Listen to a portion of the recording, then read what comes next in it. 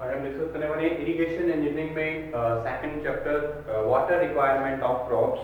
Water requirements देखेंगे हम, different different crops के बारे में जानेंगे, उनकी जो वाटर रिक्वायरमेंट रहती है क्या रहेगी, ड्यूटी, डेल्टा और बेस पीरियड क्या होता है, इनमें रिलेशनशिप क्या है, इसके बारे में हम जानेंगे।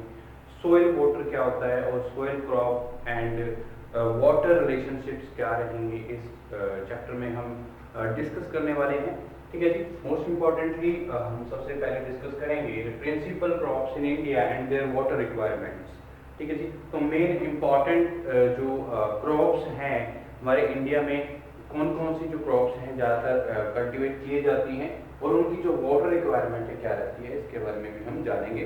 सबसे पहले अगर मैं बात करूं, more than 70% of the Indian population is directly और इनडायरेक्टली कनेक्टेड विद एग्रीकल्चर। ठीक है जी। तो 70% जो इंडिया की पॉपुलेशन है वो डायरेक्टली और इनडायरेक्टली क्या है, कनेक्टेड है एग्रीकल्चर पे। ठीक है जी। तो जो इंपॉर्टेंट पॉइंट्स रहेंगे क्या है, more than 70% of Indian population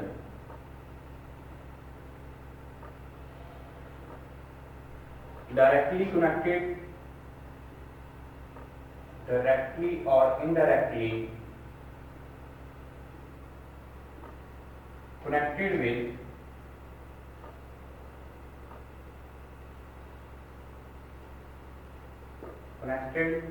with agriculture।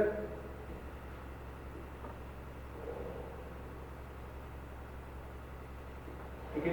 तो एग्रीकल्चर जो है, एग्रीकल्चर पे जो मेन जो हमारी पॉपुलेशन है 70% से भी ज़्यादा क्या है, कनेक्ट है एग्रीकल्चर से।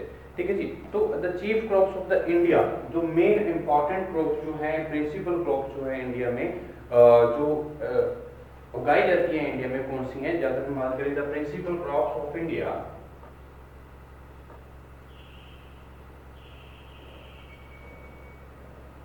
क्रॉप्स ऑफ इंडिया, इंडिया में जो मेन इंपॉर्टेंट जो क्रॉप्स हैं वो क्या है, राइस, वीट, शुगरकेन,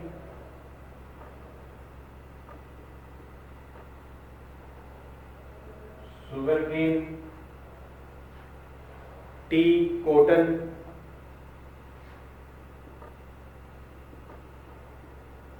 ग्राउंडनट। ठीक है। ये प्रिंसिपल क्रॉप्स हैं जो इंडिया में मेनली जो क्रॉप्स आती हैं। ठीक है जी। Rice, wheat, sugarcane, tea, cotton, groundnut, jute, coffee,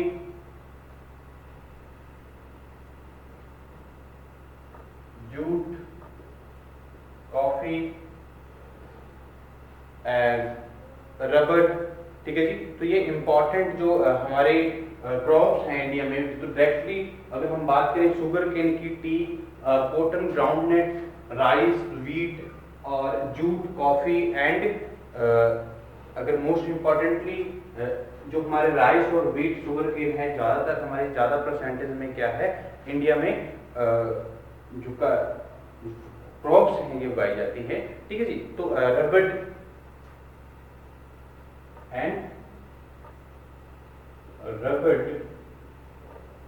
etcetera, तो ये प्रिंसिपल क्रॉप्स हैं इंडिया की।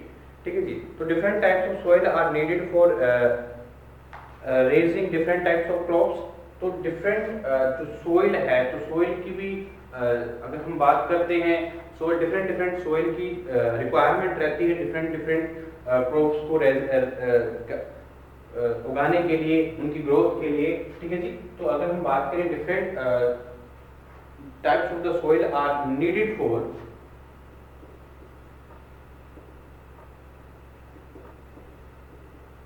types of soil are needed for raising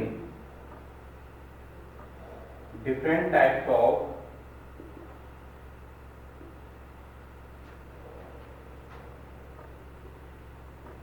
crops। ठीक है जी। डिफरेंट टाइप्स ऑफ क्रॉप्स को की ग्रोथ के लिए डिफरेंट टाइप्स ऑफ जो सोइल है उनकी रिक्वायरमेंट रहती है।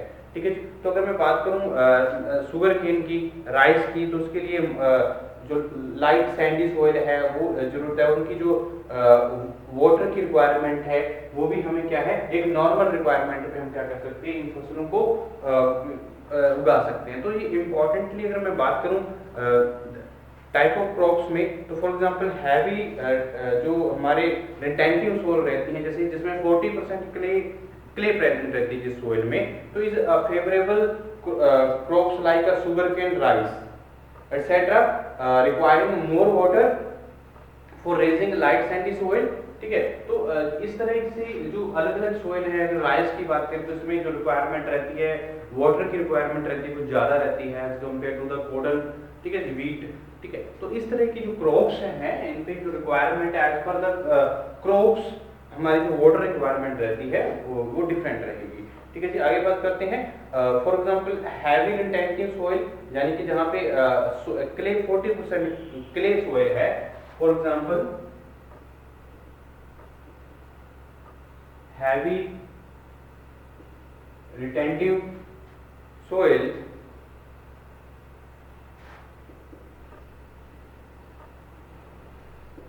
इसमें 40% क्ले हो,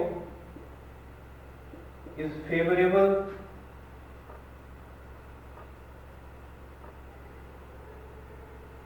क्रॉप्स लाइक, फेवरेबल क्रॉप्स कौन कौन सी रहेंगी, अगर हम बात करें तो sugar cane, rice,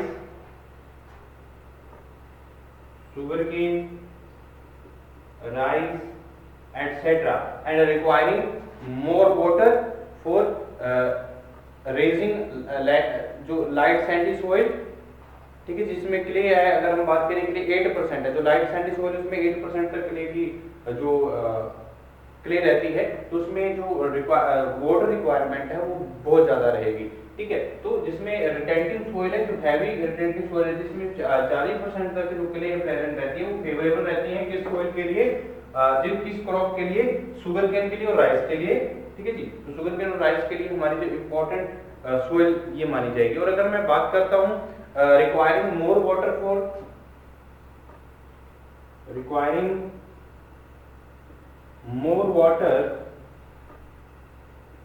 for, light sandy soil, 2% clay, 8%, जो लाइट सैंडी सोइल में 8% तक क्ले जो है सोइल में प्रेजेंट रहती है, तो is suitable for crops like, तो किस तरह की जो लाइट, जिसमें जो वाटर की जो है वो ज्यादा जरूरत रहती है, जैसे लाइट सैंडी सोइल है, तो सैंडी सोइल के अकॉर्डिंग, सोइल के अकॉर्डिंग भी जो रिक्वायरमेंट है ज्यादा रहती है, क्योंकि जो ऑब्जॉर्प्शन है सोइल की वाटर को जो ऑब्जर्व करने की किसी की टेंडेंसी ज्यादा रहती है, किसी की कम रहती है।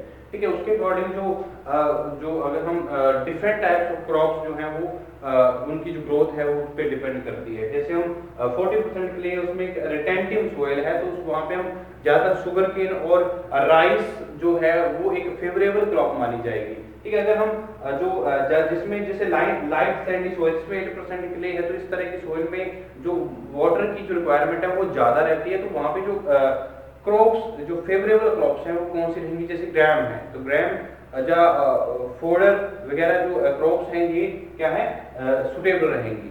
ठीक है जी। जैसे हम बात करें is suitable for crop, suitable for crops like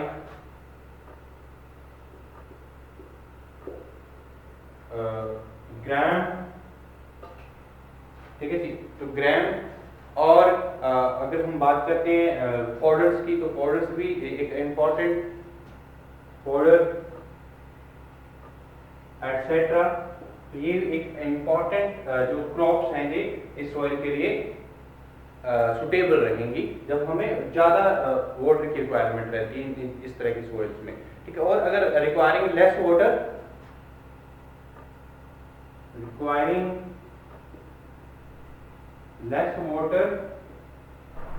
ठीक है जी, जिसमें जैसे फोडर है, ग्रैम्स हैं, इनमें जो वाटर की रिक्वायरमेंट है कम रहती है, और जैसे राइस और शुगर के इसमें क्या है वाटर की रिक्वायरमेंट क्या है ज़्यादा रहती है। ठीक है जी, तो ये इंपॉर्टेंट रहेगा। और requiring less water, medium less water, medium means vegetable oil,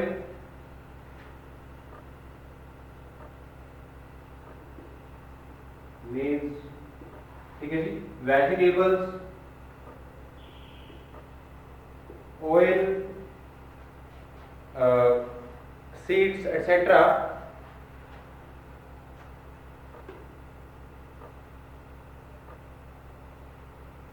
etcetera. तो नॉर्मल अगर हम बात करें नॉर्मल वाटर की, तो जी जो है ये इसमें नॉर्मल वाटर की जो जरूरत रहती है, जो वेजिटेबल्स की बात करें, मिर्च की, जो ऑयल सीड्स को अगर हम उगाना चाहते हैं तो इसके लिए जो वाटर की रिक्वायरमेंट है वो क्या रहती है, नॉर्मल अमाउंट ऑफ वाटर हम यूज कर सकते हैं। ठीक है जी, रिक्वायरिंग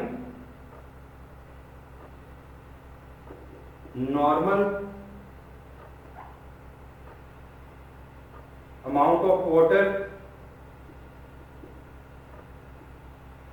ठीक है जी, तो ये मेन इंपॉर्टेंट अगर हम बात करते हैं तो प्रिंसिपल क्रॉप जो इंडिया की हम कौन कौन सी है, rice, wheat, sugar cane, tea, cotton, groundnut, jute, coffee और रबर।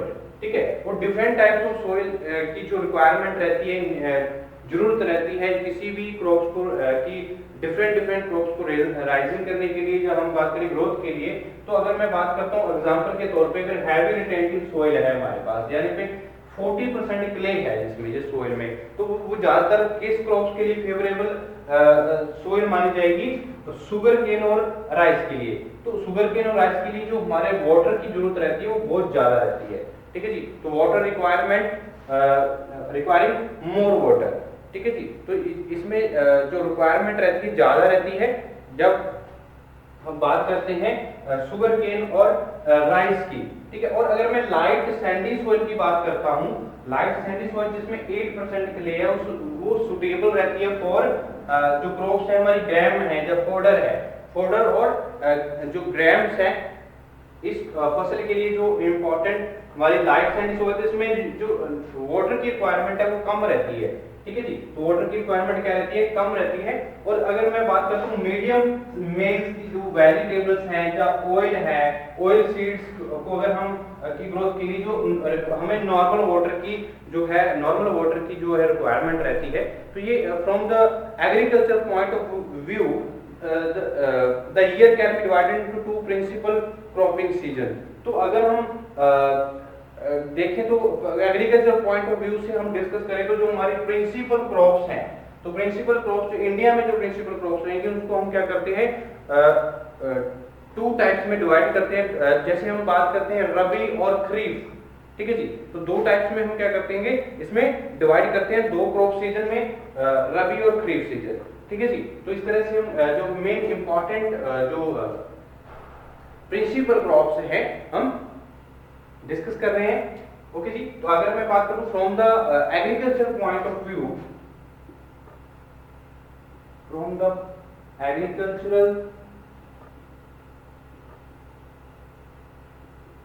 पॉइंट ऑफ व्यू,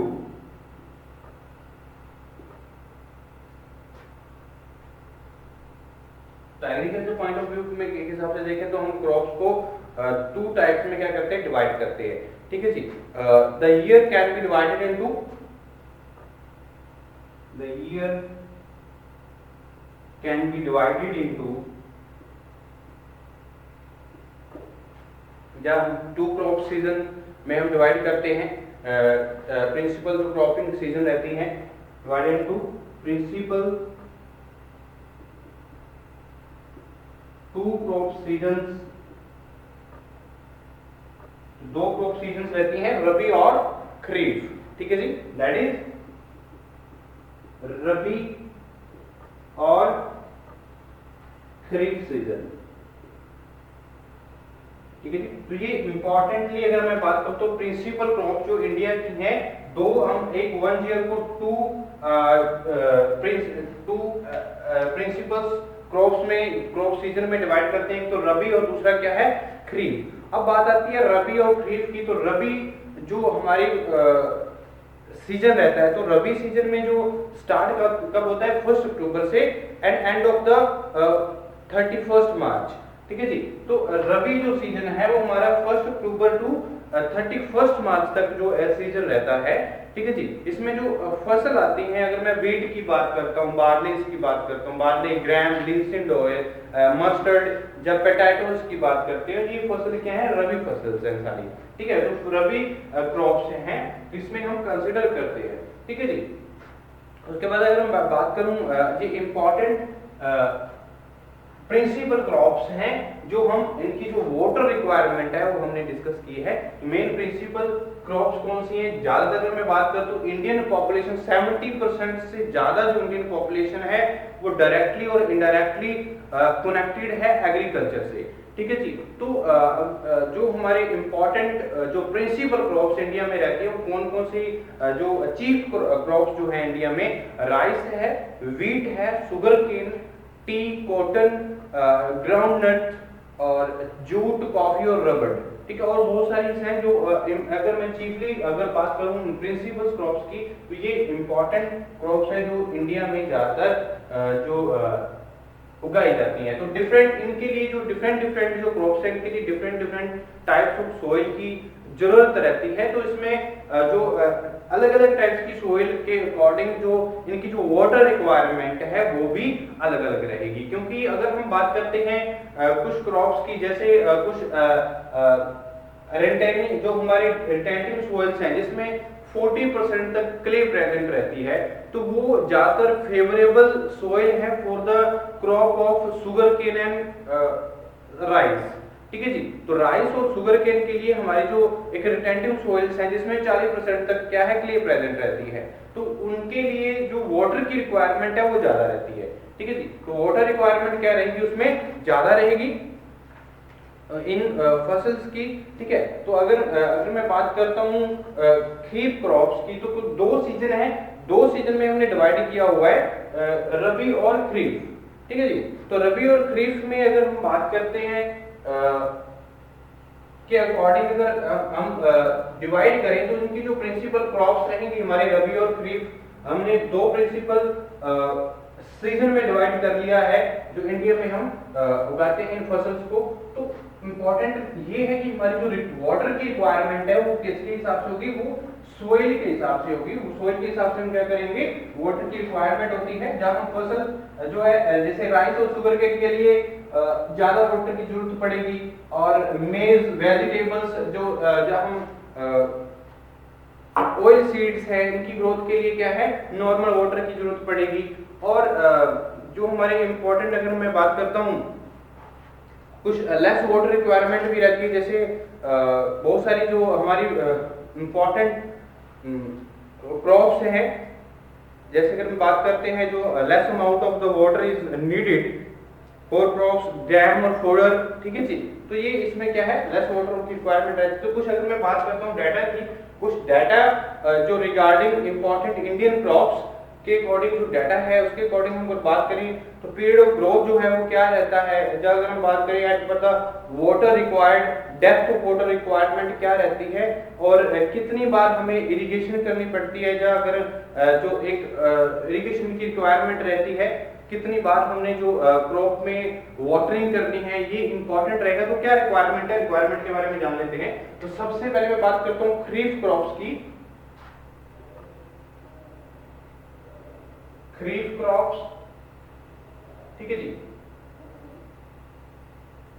तो खरीफ क्रॉप्स में देखेंगे हमारे जो खरीफ क्रॉप्स हैं ज्यादातर जून टू सितंबर अक्टूबर तक जो है जो पीरियड रहता है ग्रोथ का इसमें खरीफ क्रॉप्स में। तो as water requirement, average water requirement की बात करें, अगर एवरेज वाटर रिक्वायरमेंट, ओके जी, तो average water requirement in centimetre, centimetre में हम डिस्कस करने वाले हैं। और जो इरिगेशन रिक्वायरमेंट्स क्या रहेंगी, इरिगेशन रिक्वायरमेंट, और ये फसल जो है जो पीरियड जो रहेगा इनका क्या रहेगा, period of growth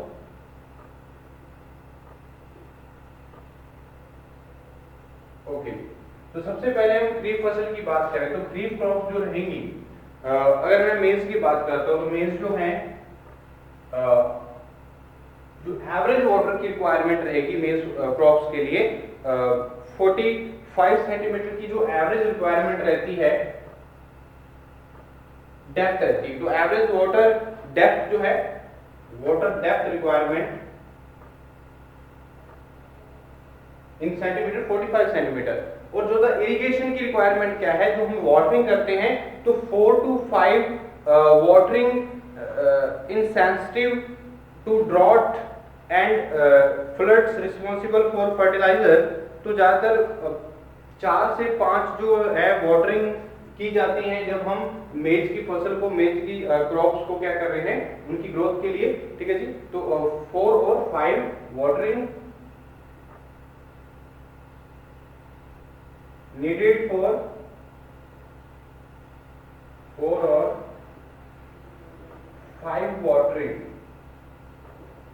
needed for maize, ठीक है जी। और जो ग्रोथ का जो इनका पीरियड रहता है, जो मेज के जून to September October, June to सितंबर अक्टूबर, तो ये जो इनका टाइम पीरियड रहता है। ओके जी।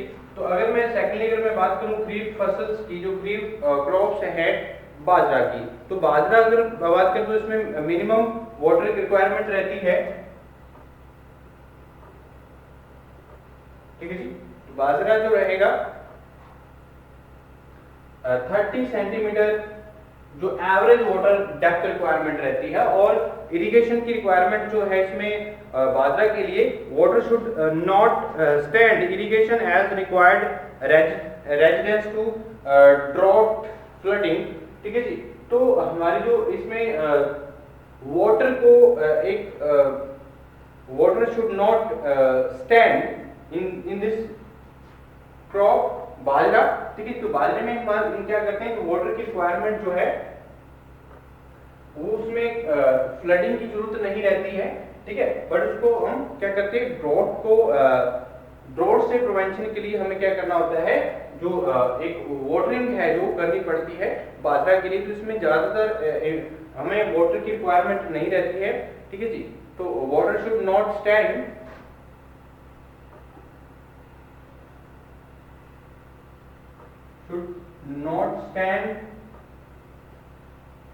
ठीक है जी।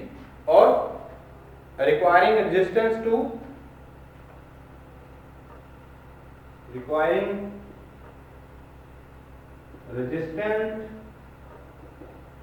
to drought,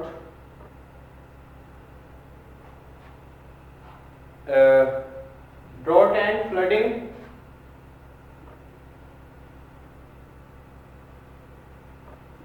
ठीक है जी। और ज्यादातर जो टाइम पीरियड रहता है, ग्रोथ पीरियड रहता है बाजरा का, वो क्या है, जुलाई टू नवंबर,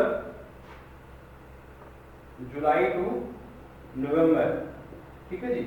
और अगर खरीफ फसल्स की बात करें तो खरीफ क्रॉप्स जो रहेंगी, अगर मैं बात करता हूँ ज्वार की और ग्राउंडनट्स की, तो ग्राउंडनट देखें,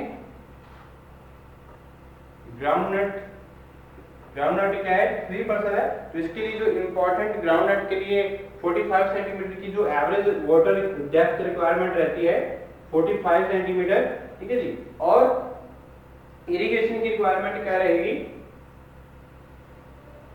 तो वाटरिंग जो हमें ग्राउंडनट के लिए करनी होती है वो क्या है, पाल्म रिक्वायर्ड बिफोर सोइंग,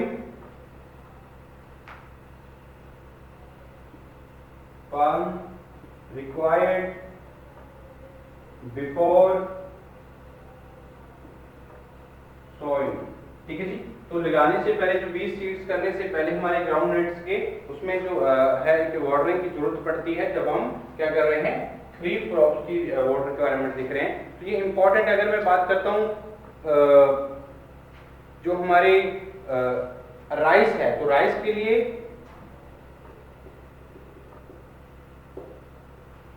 जो इंपॉर्टेंट डेप्थ रहती है, एक एवरेज वाटर डेप्थ की रिक्वायरमेंट रहती है, वो कितनी रहती है, 90 सेंटीमीटर, ठीक है जी।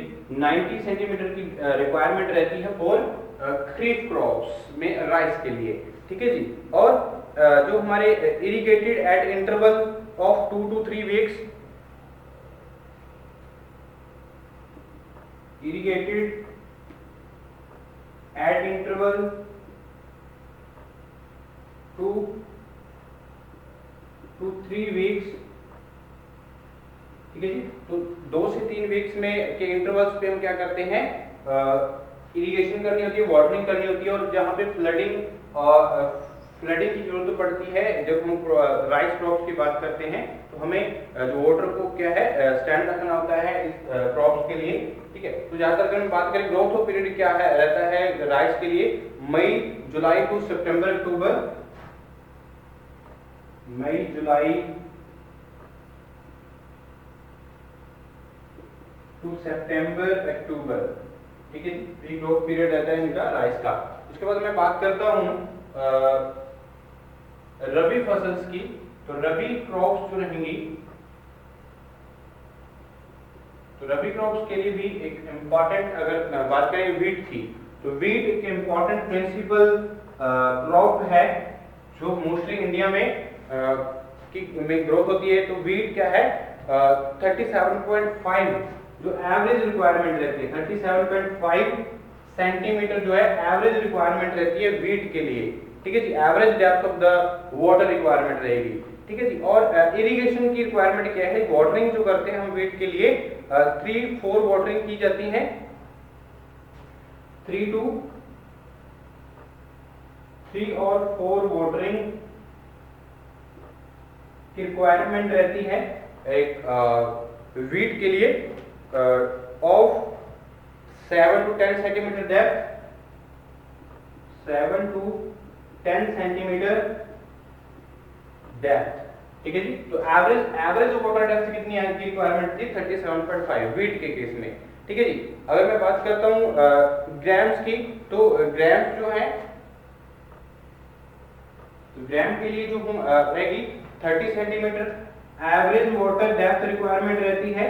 और वाटरिंग की जरूरत रहती है हमें, इरिगेशन रिक्वायरमेंट क्या रहती है ग्राम के लिए, इरिगेटेड व्हेन लीव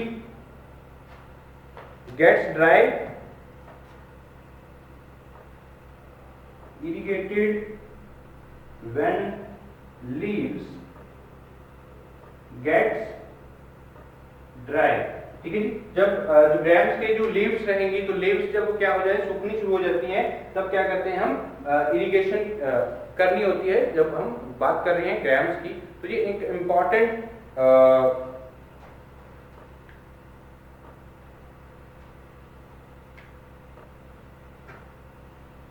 क्रॉप्स हैं जिसके अकॉर्डिंग हम डिस्कस कर रहे हैं। अगर हम बात करें शुगर कैन की, तो शुगर कैन भी क्या है एक